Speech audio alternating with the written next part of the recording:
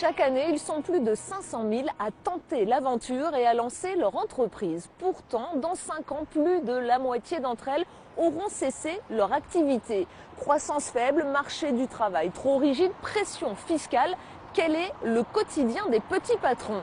Créer son entreprise, du rêve à la réalité, Itinerabis vous emmène dans la région de Bordeaux, l'une des plus dynamiques de France, à la rencontre de ceux qui ont monté leur boîte. Dans cette émission, je vous emmènerai à la rencontre de Serge, un salarié devenu patron. Aujourd'hui, il dirige une entreprise de 35 salariés, récit d'une métamorphose pas toujours simple. La France, l'autre pays des startups. À 25 ans à peine, Nicolas et Tom ont lancé leur application de location de places de parking. Portrait d'une génération d'entrepreneurs qui n'a pas froid aux yeux et qui était à Las Vegas en début d'année. Enfin, et on le sait peu, ils sont plus d'1 million en France à avoir choisi le statut d'auto-entrepreneur. Je vous emmènerai à la rencontre d'Isabelle et Vincent qui sont devenus leurs propres patrons.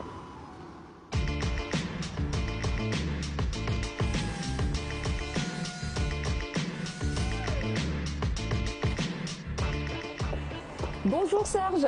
Bonjour, comment allez-vous? Bien, merci de nous accueillir. Alors, nous sommes à Gradignan, à quelques kilomètres de Bordeaux. C'est ici qu'est installée votre société spécialisée en fabrication de portes de cuves. Oui. Les affaires marchent bien? Ça va, j'ai pas à me plaindre, même s'il y a des moments qui sont très difficiles par rapport à l'économie qu'on vit aujourd'hui. Et rien n'est écrit dans l'économie. Donc souvent nos clients sont comme nous. On va chercher les affaires un petit peu à l'arrache. On a très peu de visibilité. Mais je suis assez content aujourd'hui du résultat de l'entreprise. Vous êtes rentré dans cette entreprise il y a 34 ans. En tant que chaudronnier, vous en êtes devenu le patron. C'est une belle histoire. C'est une très belle histoire dont je suis très fier. J'ai même dernièrement gagné aux victoires des autodidactes. Quand je suis rentré en 82, jamais j'aurais cru qu'un jour je serais propriétaire de Boyer et PDG. Donc c'est clair que c'est une très belle histoire. Mais la vie d'un patron, c'est pas toujours simple. Pour comprendre, on vous a suivi dans votre quotidien et 24 heures dans la vie d'un entrepreneur. Ça ressemble à ça. Avec son CAP en chaudronnerie, jamais il ne se serait imaginé devenir chef d'entreprise. Bonjour Philippe. Ça va ? Ça va. Entré chez Boyer en 1982 comme soudeur, Serge a gravi un à un les échelons. Magasinier, directeur de production, directeur général, avant de reprendre la société en janvier 2014. Ça change, je veux dire, la relation entre nous, c'est-à-dire qu'il y a quand même un lien hiérarchique quand même qui est là, mais quelque part, ça reste, je veux dire, assez paternaliste entre guillemets. Et puis bon, j'ai besoin aussi d'eux pour arriver à faire avancer l'entreprise comme je le souhaite.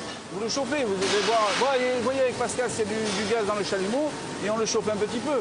Parce que là c'est pas bien de travailler comme ça. Là, l'outil n'est pas guidé correctement. Leader français dans son secteur, Boyer fabrique depuis 1936 des portes de cuve en acier inoxydable pour l'agroalimentaire, l'industrie ou encore la pharmacie. Pour en devenir le propriétaire, Serge a mis sa vie sur la table en hypothéquant ses biens. Pour Didier et Jean-François, c'était l'homme de la situation. Pour nous, c'est mieux d'avoir quelqu'un qui connaît l'historique, qui connaît le produit, qui sait de quoi il parle au moins quand il parle de la société Boyer. Heureusement d'ailleurs qu'il a repris la société parce que je ne sais pas, c'est qu'on ne serait plus là de toute façon à mon avis. Patron, un nouveau métier et son lot de difficultés quotidiennes. Serge n'a qu'une seule idée en tête, préserver à tout prix les 36 emplois de l'entreprise. Seulement dans une petite PME industrielle, avec la contrainte des 35 heures et des heures supplémentaires taxées, la tâche s'avère parfois compliquée. Toutes les entreprises n'ont pas forcément un portefeuille important devant eux.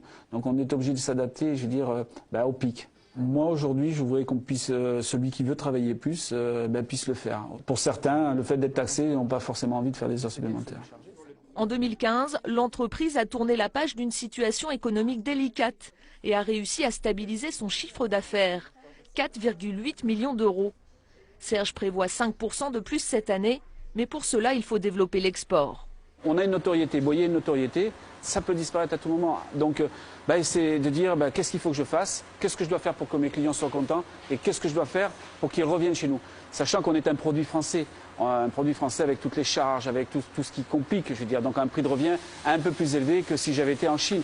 Loin de l'image du patron privilégié, Serge n'a pas augmenté son salaire lorsqu'il a repris les rênes de l'entreprise et tient à verser des primes régulières à ses salariés. Patrick, l'homme de confiance, directeur administratif et financier, le guide dans la gestion du quotidien. Oui, tout ça a signé, c'est pour les circularisations du commissaire aux comptes. Donc les banques, les avocats, les fournisseurs, les clients. Tout ça, voilà. La paperasse, c'est sa bête noire. Le choc de simplification voulu par François Hollande lui semble bien loin. Je ne vous cache pas qu'aujourd'hui, on est encore dans pas mal de papiers, de procédures. Quand, par exemple, je fais un dossier de subvention, par exemple, ça me fait des plaques. Alors que les choses sont simples. Je veux investir pour produire ou pour améliorer l'outil de travail, tout simplement. Serge réussit malgré tout à maintenir son entreprise à flot. Mais pour d'autres, l'histoire tourne parfois au cauchemar. Dans les couloirs de la Chambre de commerce de Bordeaux, Stéphanie attend son tour. À la tête d'une brasserie depuis 2 ans, elle envisage de fermer son affaire. J'ai dû licencier 4 personnes, j'ai plus qu'une salariée, j'ai du travail pour plus, mais pour faire face à toutes les dettes qui vont venir, je suis obligé de puiser dans mes réserves personnelles et surtout humaines et surtout physiques. Pour lui venir en aide, derrière la porte, des professionnels bénévoles réunis dans une association qui propose des rendez-vous confidentiels aux entrepreneurs. Un dispositif national de prévention décliné en Aquitaine depuis 2 ans et demi. Alors, on va essayer de relativiser. On en est où aujourd'hui? J'ai demandé un échéancier sur 2 mois des charges patronales qui m'a été accordé hier ou avant-hier. Ils sont seuls. Un métier de chef d'entreprise, c'est souvent seul, parce que des fois, il faut prendre des décisions, et du coup, on ne sait pas souvent si c'est la bonne.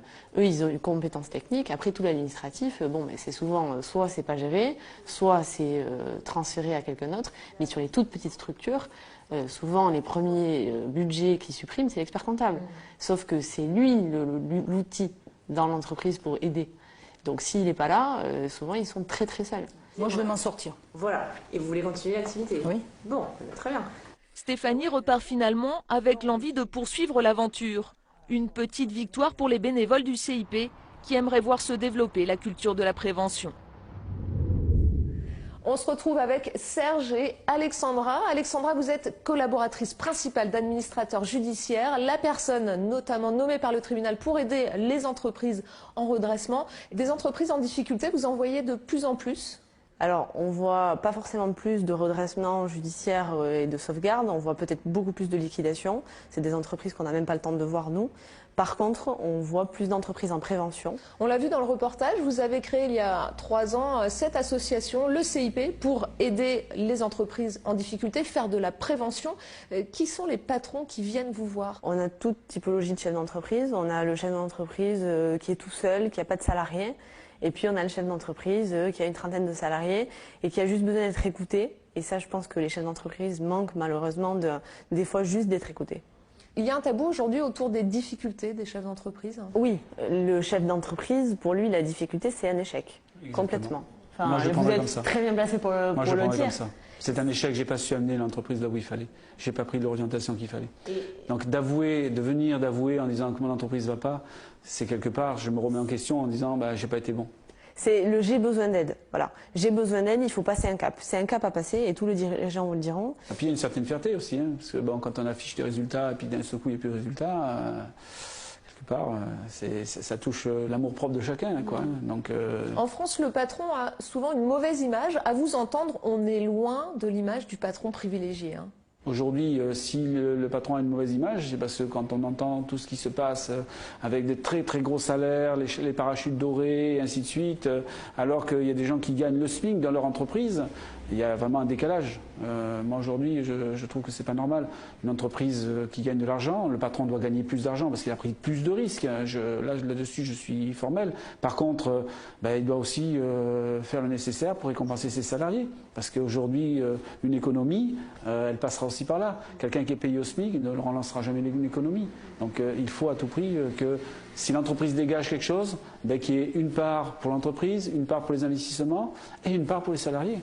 Emmanuel Macron a récemment reçu une pluie de critiques en déclarant « La vie d'un entrepreneur est plus difficile que celle d'un salarié ». Vous avez connu les deux côtés dans votre entreprise. Est-ce que vous pensez qu'il a raison? Je ne dis pas qu'elle est plus dure, elle est différente, c'est tout. Elle est différente, mais elle est commune. Parce que l'entreprise, c'est ce qui nous paye à tous, que ce soit le dirigeant ou le salarié. Donc on a les mêmes, je vais dire, préoccupations de fin de mois. Moi, je suis sur mes chiffres et le salarié sur son salaire. Quand on est dirigeant, on est en haut de la pyramide, on se sent seul parfois. Ah oui. Oui, on se sent seul. Oui, il y a des moments. Pas parfois. C'est souvent, ils sont seuls. Oui. Parce qu'il faut prendre un moment, il faut trancher. Souvent, il y a les collaborateurs qui arrivent tous avec leurs idées. Et qu'est-ce qui est bien pour l'entreprise? Voilà. À un moment donné, il va falloir trancher. Aujourd'hui, moi, il y a 40 familles à peu près, et la première des choses que je vois, c'est ma responsabilité vis-à-vis d'eux. Donc il faut que je fasse les choses bien. Toujours réfléchir, toujours prendre du recul avant de prendre une décision, et puis prendre la bonne surtout. C'est vrai qu'il y a des moments où on se sent très seul. Ah oui, ils se sentent seuls, et depuis 2 ans, justement, Marc Bigné, qui est greffier au tribunal de commerce de Saintes, a créé une cellule de prévention du suicide des dirigeants. Parce qu'on voit de plus en plus de suicides de dirigeants, et si on le voit, c'est qu'il y a une raison. C'est qu'aujourd'hui, les chefs d'entreprise sont seuls. Et c'est au quotidien, et des fois, le système fait qu'ils sont dans un engrenage et ils ne savent plus par où s'en sortir. Est-ce que ça veut dire qu'il y en a trop, qui se lancent trop vite? Je pense que les chiffres parlent d'eux-mêmes. On est au mois de janvier, nous avons fait les audiences solennelles des tribunaux de commerce. Le constat est le même dans tous les tribunaux de commerce, c'est que le nombre de liquidations augmente. La liquidation judiciaire, c'est on ferme le rideau, on arrête tout. Si ça augmente, c'est qu'il y a des entreprises peut-être qui n'auraient jamais dû se créer. Merci Serge, merci Alexandra. Merci. Merci à vous.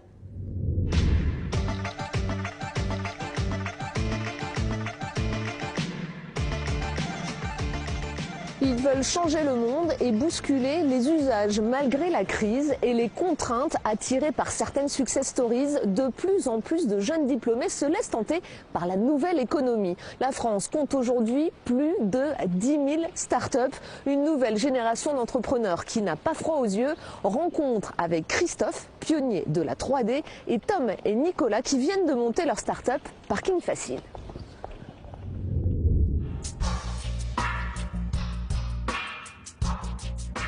À 25 ans, Tom Camin est déjà son propre patron.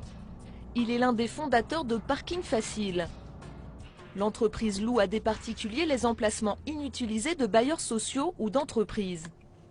40% moins cher qu'un parking classique, la réservation est rapide grâce à une application mobile. Je viens d'arriver devant le parking et maintenant je vais pouvoir réserver ma place depuis mon téléphone. J'ai une place qui m'est attribuée, un tarif et des boutons qui vont me permettre de déclencher l'ouverture du portail.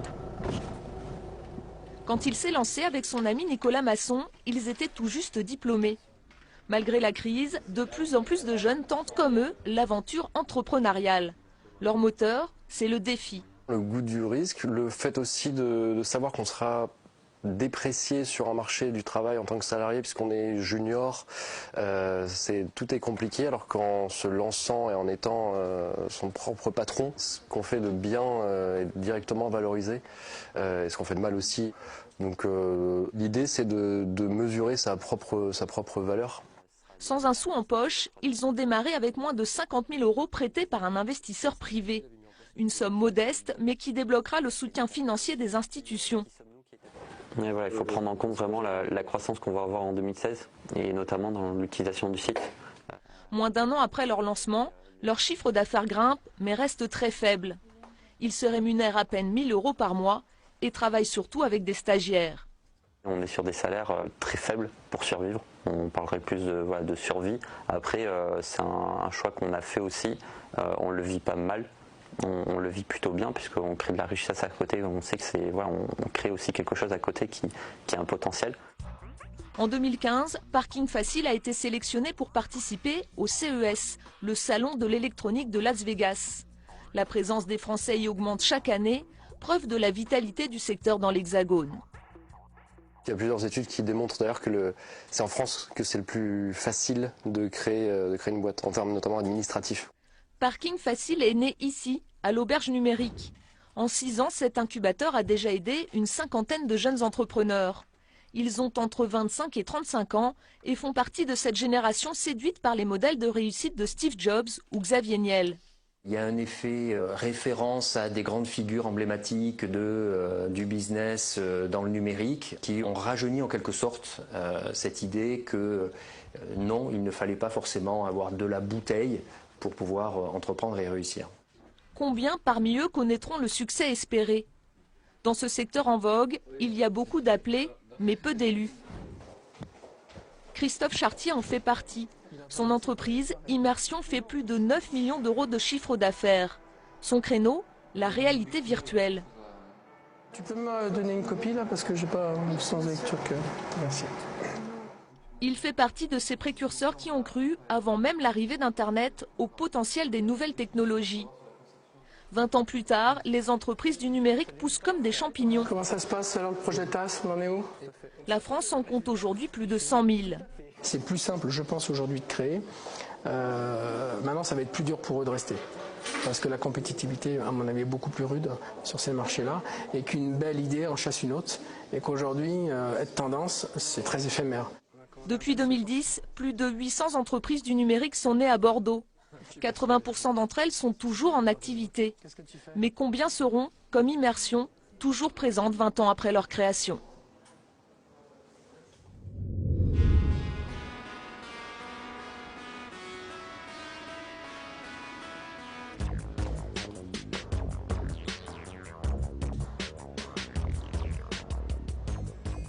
Bernard Saint-Ourens, bonjour. Bonjour. Vous êtes professeur à la faculté de droit de Bordeaux, où nous nous trouvons. Contrairement à ce qu'on pourrait penser, aujourd'hui, la France est l'un des pays d'Europe où l'on crée le plus d'entreprises. Alors oui, effectivement, c'est une des caractéristiques de la France, que d'être un pays qui crée beaucoup d'entreprises. Cette évolution est stable dans le temps, elle est même peut-être en croissance ces derniers temps, même si elle s'accompagne bien sûr parfois de disparition d'entreprises, elles-mêmes aussi élevées. On vient de le voir dans le reportage, cette petite start-up qui a eu la chance d'être sélectionnée pour aller au CES de Las Vegas. Est-ce qu'il y a aujourd'hui une nouvelle génération d'entrepreneurs ?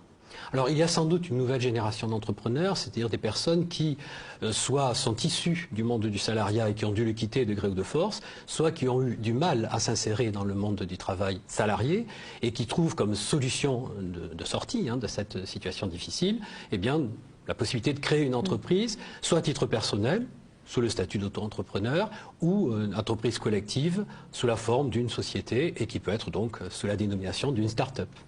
Alors, moins 4,7% d'entreprises créées en 2015 en France et plus inquiétant, de plus en plus d'entreprises défaillantes. Est-ce qu'il faut s'en inquiéter?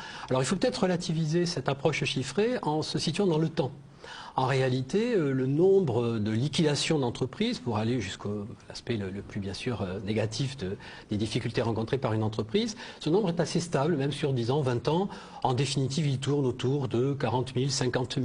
Le Code du travail est au centre des débats en ce moment. On parle de simplification, de plafonnement des indemnités prud'homales en cas de licenciement et même d'assouplissement des 35 heures. Réformer le Code du travail, ça peut aider les patrons qui veulent embaucher ou se développer ? En réalité, ça n'a jamais été la règle de droit qui a créé ou qui a empêché de créer des emplois. C'est l'activité économique en elle-même. Ce serait trompeur que de dire parce qu'on pourra licencier plus facilement, on créera des richesses. Je crois que si on ne crée pas de richesses, on n'emploiera pas. Donc il ne faut pas renverser l'ordre des facteurs utiles. C'est une vision souvent présentée. Je crois qu'elle est singulièrement fausse. François Hollande en avait fait l'une des priorités de son quinquennat, le grand choc de simplification. Pour les entreprises, depuis 2013, 272 mesures ont été mises en place. Est-ce que la vie des entreprises a été rendue plus simple ? Quelquefois, la simplification n'est pas en réalité un cadeau fait à l'entreprise. Quand on allège les obligations de tenue des comptes ou de publicité des comptes, ce n'est pas forcément une mesure qui va favoriser la stabilité, la bonne gestion de l'entreprise et son avenir. Donc sous la simplification, qui probablement est encore bienvenue, il faut se méfier des simplifications qui diminuent la visibilité, la maîtrise de l'activité économique de la société. Finalement, est-ce qu'il n'y a pas d'un côté les patrons de l'ancienne économie qui souffrent et les autres tournés vers la nouvelle économie, vers l'avenir? Alors, la différence se fera et se fait déjà certainement par les moyens par lesquels l'activité est développée. Il est sûr que dans les petites et moyennes entreprises, on dit à peu près 1 sur 2 n'a pas d'accessibilité Internet. Elle ne touche pas à sa clientèle par ce biais-là. Même si les produits eux-mêmes évoluent, c'est plutôt la façon de les vendre qui fait la différence entre 2 grandes catégories d'entreprises. Merci Monsieur Saint-Ourens. Je vous en prie, merci beaucoup.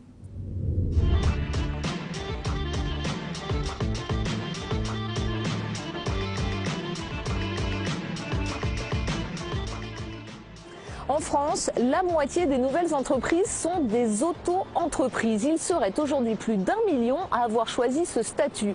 Complément de salaire, reconversion, solution face au chômage.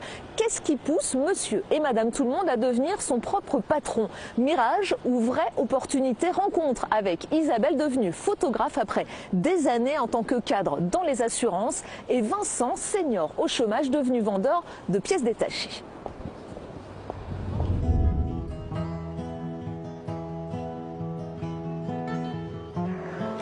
Regardez-vous. Ah oui, oui, vous pouvez. Ouais, vraiment on fait ce qu'on veut quoi. Presque. Les cabanes ostréicoles du bassin d'Arcachon, c'est l'endroit favori d'Isabelle Dohain pour un shooting photo. Il y a 3 ans, Isabelle était encore cadre en assurance. Puis elle a décidé de se reconvertir et de faire de sa passion un métier. Devenue photographe, elle propose ses services pour des mariages, des baptêmes ou encore des séances de couple. Quand on décide de créer une entreprise, on sait qu'on va être seul responsable en cas d'échec, et ça fait peur. Mais comme on ne vit qu'une fois, il ne faut pas hésiter à faire des choses pour ne pas les regretter. Donc j'ai décidé de me lancer dans l'aventure entrepreneuriale et j'ai choisi le statut d'auto-entrepreneur. Comme elle, plus d'1 million de personnes ont choisi le régime d'auto-entrepreneur pour sa simplicité administrative. En quelques clics, on peut créer son entreprise et devenir son propre patron. Puis il suffit de déclarer en ligne chaque mois ou chaque trimestre son chiffre d'affaires. C'est très facile. En fait, vous avez un petit formulaire que vous devez remplir. Donc vous remplissez simplement votre chiffre d'affaires au niveau des ventes de marchandises et des prestations de services. Et c'est tout. Et ensuite, la déclaration se fait toute seule. Autant de temps gagné pour le long travail de retouche des photos. En tant qu'auto-entrepreneur, Isabelle Dohain paie moins de charges qu'une entreprise classique. Elle bénéficie d'un allègement des prélèvements sociaux et fiscaux. Aujourd'hui, mes charges s'élèvent à peu près à 10%. Et une entreprise normale, je crois que c'est aux environs de 47%. En contrepartie, son chiffre d'affaires est plafonné à environ 32 000 € par an. À terme, elle envisage donc de changer de statut.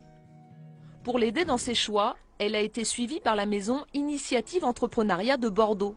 Ce régime, c'est un tremplin pour passer vers une forme sociétaire d'entreprise, donc de société plus élaborée, avec derrière générer du chiffre d'affaires, générer des revenus.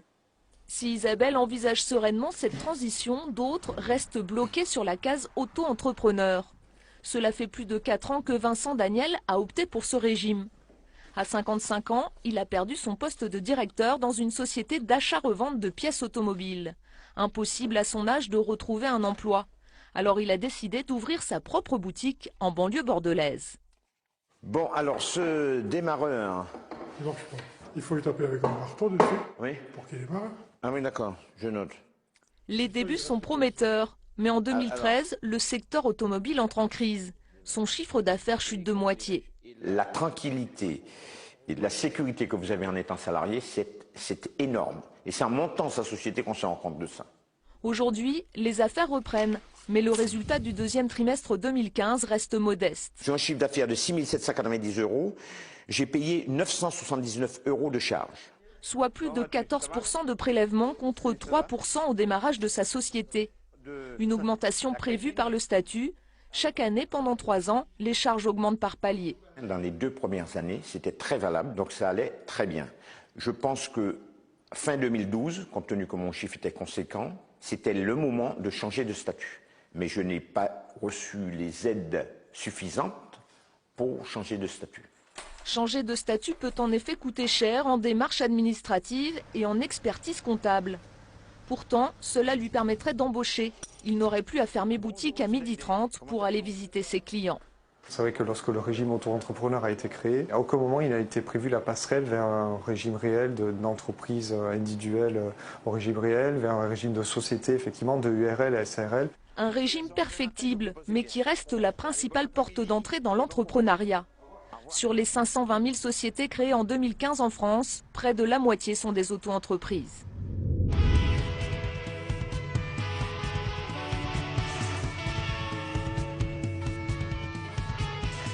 Voilà, Itinéraire bis touche à sa fin entre une nouvelle génération qui surfe sur la vague du numérique, des auto-entrepreneurs à la peine et des patrons confrontés à la crise. On l'a vu dans cette émission, pas facile de créer et de faire vivre son entreprise. Pourtant, dans la lutte contre le chômage, leur rôle est prépondérant. Une aventure qui continue malgré tout de susciter des vocations. Aujourd'hui, un Français sur 3 souhaite monter sa boîte, devenir son propre patron, fait toujours rêver. À bientôt.